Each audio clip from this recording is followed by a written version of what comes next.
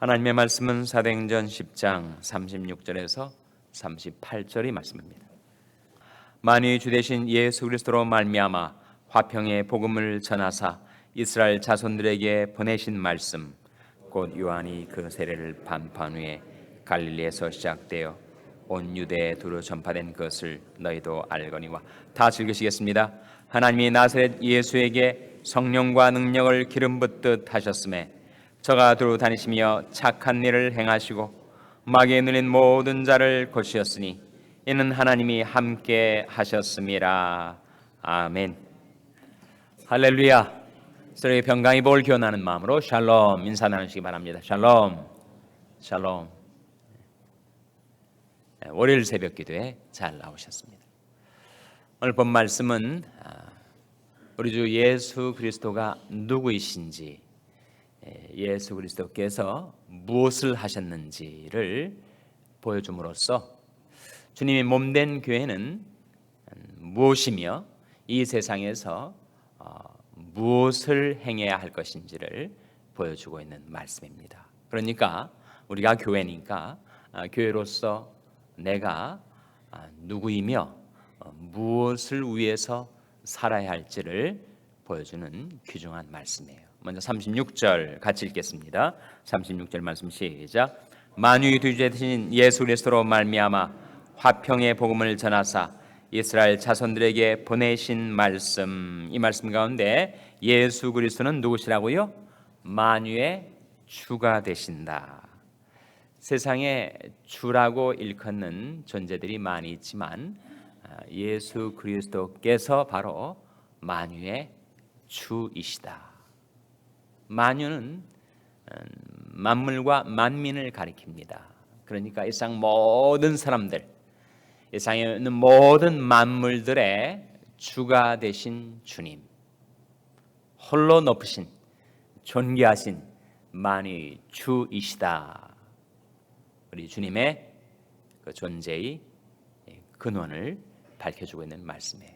주님께서는 또한 화평의 복음을 전하라고 우리에게 명하신 분이십니다. 주님이 우리에게 전해주신 복음은 화평의 복음입니다. 누구와 누구를 화평케 하는 거죠? 하나님과 우리를 화평케 하는 것. 하나님과 우리 사이에 무슨 불화관계가 있었는가? 불화관계가 있었죠. 우리가 지은 죄 때문에 하나님과 우리 사이가 불화관계에 있으니 사람들이 마음속의 평안을 잃고 살았던 이유가 바로 거기에 있습니다. 이런저런 다른 이유를 생각해 보려 하지만 결국 파고 들어가면 거기에 뭐가 있는가? 하나님과 나 사이의 불화. 그것 때문에 마음의 평안을 상실하고 세상에 하나님도 없이 소망도 없이 평강도 없이 살던 우리였는데 우리를 긍휼히 여기시고 우리를 사랑하셔서 우리에게 화평의 복음을 전하셔서 그 화평의 복음을 받아들인 자마다 하나님과 우리 사이를 화평케 하신 거예요. 그 복음이 화평의 효력을 가질 수 있었던 것은 복음의 핵심 속에 화목의 제물이 들어있기 때문이죠. 사랑은 여기 있으니 우리가 하나님을 사랑하는 것이 아니요 오직 하나님이 우리를 사랑하사 우리 죄를 위하여 화목제로 그 아들을 보내셨음이니라. 그것이 바로 화평의 복음의 핵심입니다.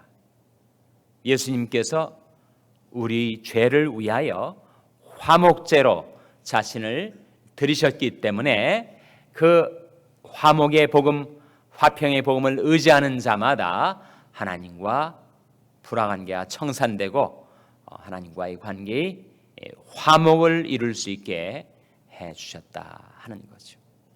그래서 먼저 이 말씀이 우리에게 보여주는 것은 예수님은 만유의 주이시고 예수님은 바로 우리를 하나님과 화평케 하시는 분이시라.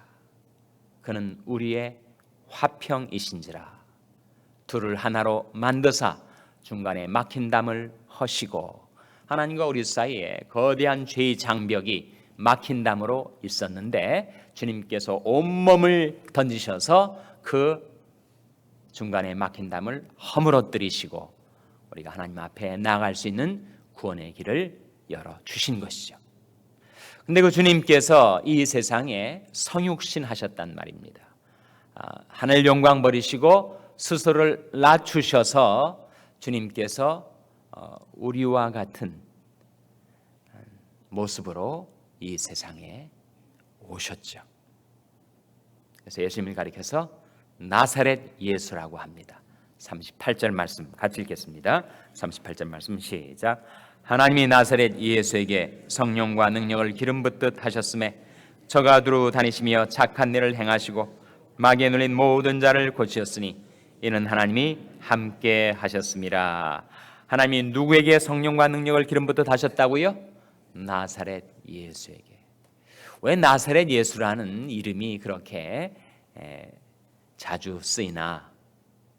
베들레헴 예수라고도 안 하고 예루살렘 예수라고도 안 하고 왜 하필 나사렛 예수라고 할까? 나다나엘이 예수님을 향하여 나사렛에서 선한 것이 나올 수 있는가? 그렇게 말했던 그 나사렛은 세속의 도시였습니다. 거기에 뭐 선한 것이 나올 것이 없는 그렇게 영예스럽지 않은 이름을 왜 존귀하신 예수님 이름에 갖다가 붙이는 것일까? 세상 사람들이 비방하며 말하는 것이야 이해할 수 있겠지만 왜 성경도 나사렛 예수라고 하는 것일까? 왜 그렇겠습니까, 여러분? 물론 역사적으로는 나사렛이 예수님이 성장하신 장소입니다. 고향이죠. 물론 출생은 베들레헴에서 출생하셨지만 대부분 예수님은 나사렛에서 자라나셨습니다. 어머니 마리아와 아버지 요셉의 결정이었죠. 그래서 나사렛에서 성장하셨기 때문에 그리고 공생의 기간 동안도 나사렛에 자주 돌아가셔서 거기에서 말씀을 전하시고 사역을 하셨기 때문에 그것은 역사적인 사실이고 거기에 담겨진 의미는 무엇인가? 그것은 바로 예수님의 자기 비하, humiliation, 자기 자신을 낮추셔서 우리를 구원하시기 위한 주님의 성육신, 주님의 낮아지심을 보여주고 있는 이름입니다. 그렇게 영광스러우신 분이 스스로를 낮추셔서 세속의 도시 한가운데로 들어오셔서 거기에 살아가고 있는 우리들과 자신을 동일시하시고 우리를 채울하시고 우리를 거기서 구원하시고자 나사렛 예수라고 일컬음 받기를 부끄러워하지 않으셨던 것입니다. 그래서 나사렛 예수라는 이름은 바로 예수님께서 우리를 위하여 자기 비하를 하신 것, 자기를 낮추신 것, 우리와 같이 되신 것, 높이 계셨던 주님이 하늘 영광 버리시고 낮고 천한 우리 가운데 찾아오신 것, 그 주님이 자기 비하를 보여주는 이름입니다. 근데 그 하나님께서 인간이 되신 또 낮고 천한 우리와 같은 자리에 오신 우리 주님에게 무엇과 무엇을 부어주셨다 그랬습니까? 무엇과 무엇이죠? 성령과 능력을 부어주셨어요.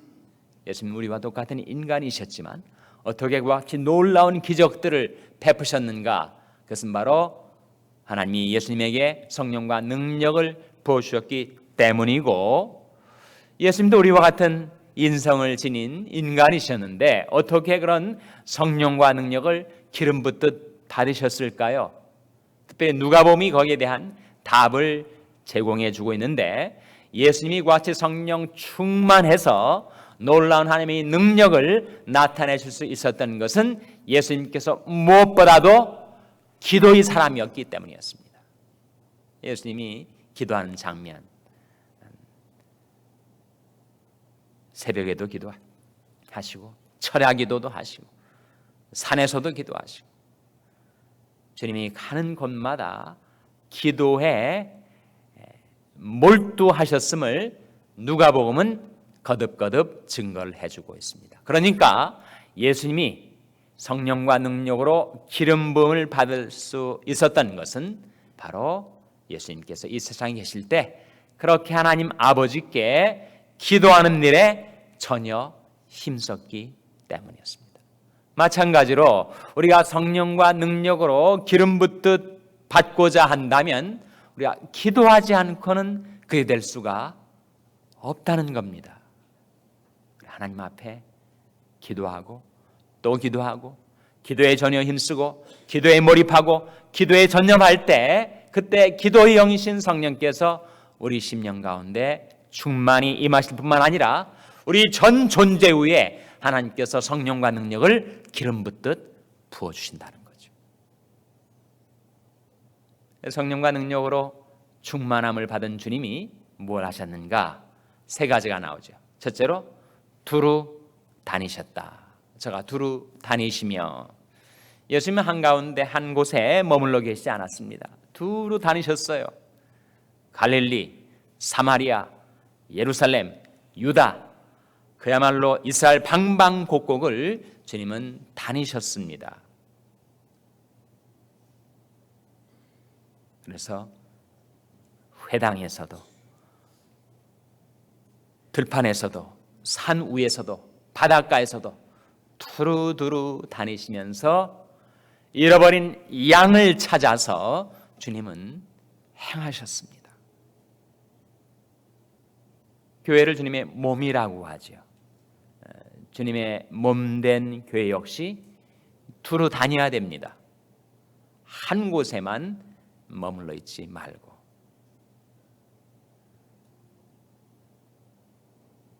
교회와 교회당은 구별돼야 되죠.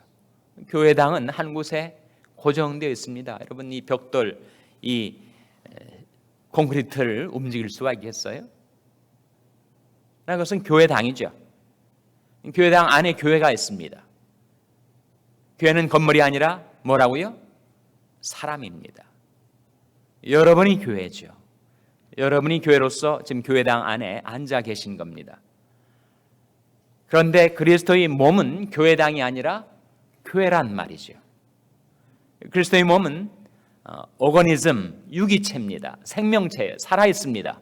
따라서 고정될 수가 없어요. 교회는 계속해서 움직여야 합니다. 교회는 두루 다녀야 합니다. 그래서 우리 하나님께 예배하기 위해서 한 곳으로 모이지만 이제 흩어져서 세상 속에 들어가서 여러분의 가정, 여러분의 직장, 여러분의 삶의 자리에 곳곳에 다니어 움직여야 합니다. 움직이지 않고 고정되어 있으면 생명체가 아니겠죠. 교회의 건강 역시 움직여야 됩니다. 봉사를 위해서, 전도를 위해서, 사랑의 실천을 위해서 계속 움직여야, 아니 몸이 움직이지 않으면 어떻게 건강을 유지할 수가 있겠어요. 교회의 건강 역시 계속 우리가 받아먹기만 하고 잠만 자기만 하고 운동을 하지 않으면 건강해질 수가 없는 것처럼, 그래서 이 몸, 교회 역시 이제 하나님의 은혜를 받고 축복을 받았으면 계속해서 움직여야 교회의 건강성을 유지할 수가 있겠죠. MBA 학위를 얻기 위해서 사람들이 노력을 하는데, MBA 학위가 뭐죠? Master of Business Administration. 근데 MBA 학위는 못 받아도 꼭 여러분이 받으셔야 될 학위가 있다고 했습니다. 무슨 학위를 받으셔야 된다고요? MBWA. 좀 구별이 되시죠? MBA 말고 MBWA는 받으셔야 합니다. 이게 뭐죠?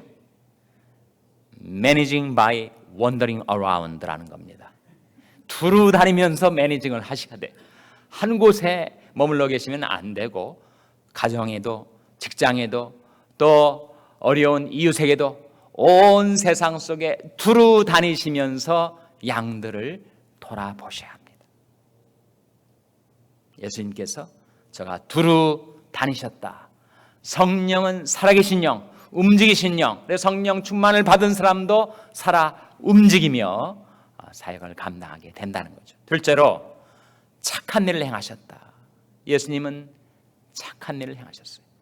원래 성령께서 선하신 영이십니다. 시편 143편에 주이시니 선하시오니 나를 공평한 땅에 인도하소서, 그런 말씀이 나오는데, 성령이 선하신 영이다 보니까 성령 충만을 받은 사람은 선한 사람으로 바뀌게 되는 거죠.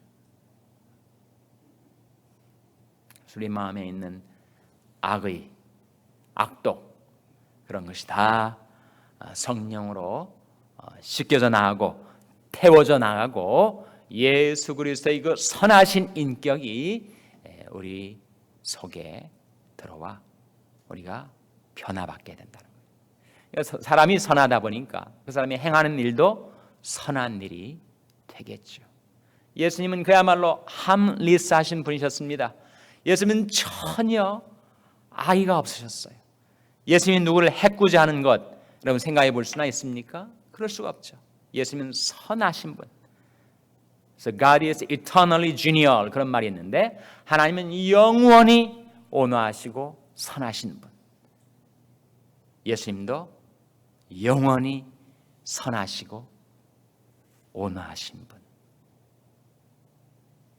그러한 것처럼 주님의 몸된 교회도 이 세상 속에 있으면서 선을 행하도록 부르심을 받은 겁니다.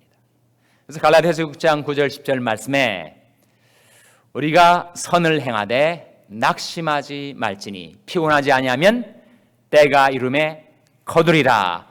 그러므로 우리는 귀에 있는 대로 모든 이에게 착한 일을 하되 더욱 믿음의 가정들에게 할지니라. 그것이 바로 교회가 이 세상 속에 행해야 할 일입니다. 기회가 주어지는 대로 모든 이에게 착한 일을 하되 더욱 믿음의 가정들에게 할지니라.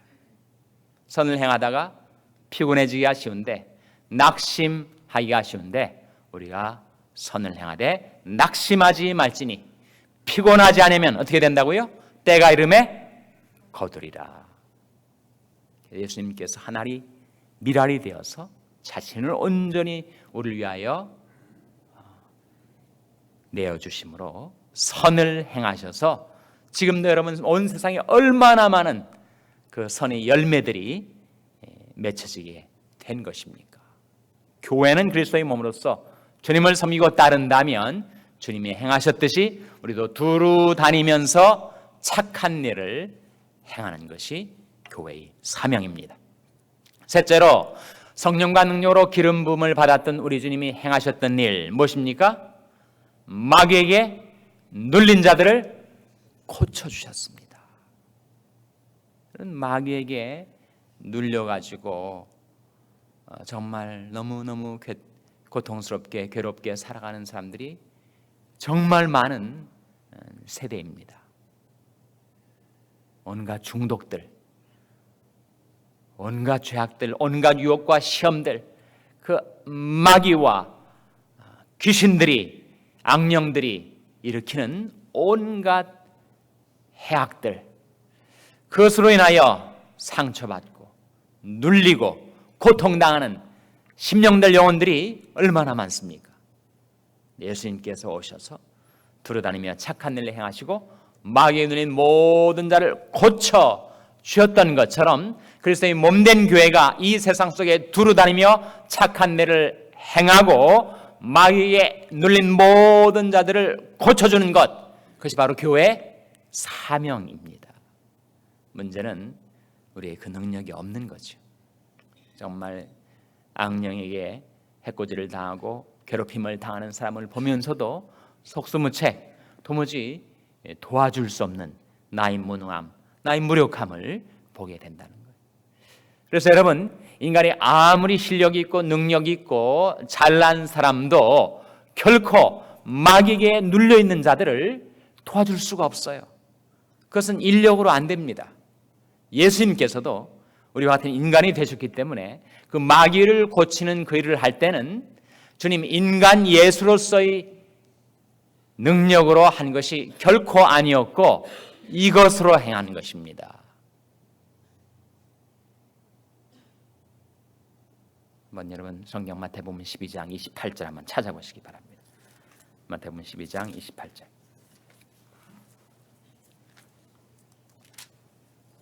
신약성경 18면 마태복음 12장 28절 찾아서 우리 한번 같이 읽겠습니다. 마태복음 12장 28절 말씀. 마태복음 12장 28절입니다. 같이 읽겠습니다. 시작. 그러나 내가 하나님의 성령을 힘입어 귀신을 쫓아내는 것이면 하나님의 나라가 이미 너에게 임하였느니라. 이 말씀 속에 그러나 내가 누구를 힘입어 귀신을 쫓아냈다고요? 하나님의 성령을, 예수님께서도 하나님의 성령을 힘입어 귀신을 쫓아내 주신 거예요. 그래서 그 사람, 그 가정, 그 지역에 하나님의 나라가 임하게 하신 것입니다. 예수님도 그리하셨다면 우리는 더 말할 나위가 없지 않습니까? 우리 인간적인 능력으로 어떻게 마귀에게 시달리는 자들을 고쳐줄 수가 있겠어요? 하나님의 성령의 능력을 힘입지 않는다면. 그래서 우리가 이 아침에 하나님 앞에 기도하는 것입니다. 하나님, 예수님에게 그리하셨던 것처럼 예수님 몸된 교회, 그리스도의 몸된 교회인 저들에게도 성령과 능력을 기름 붓듯 하셔서 우리가 성령의 능력 가운데 행하며 두루다니고 착한 일을 행하고 마귀에 눌린 모든 자들을 고쳐주게 주시옵소서. 그렇게 하나님께서 우리와 함께 주시옵소서. 우리가 이 말씀 의지해서 기도할 때 하나님께서 그 기도에 응답하셔서 저와 여러분에게 성령과 능력을 기름 붓듯 해주시고 우리가 두루다니며 착한 일을 행하고 마귀에 눌린 모든 자들을 고쳐주는 교회의 사명을 감당케 해주시기를 주님의 이름으로 축원합니다. 기도하시겠습니다. 오늘 말씀 기억하며 하나님, 저희들에게 성령과 능력을 기름 붓듯 하여 주시옵소서. 기도하시기 바랍니다. 우리 자녀들을 위해서 기도할 때 하나님, 세상 속에서 여러 가지 시달리고 괴로움을 당하는 우리 자녀들에게 성령과 능력을 기름 붓듯 하여 주시고 저들을 고쳐주시고 변화시켜 주시옵소서. 위하여 기도하시기 바랍니다.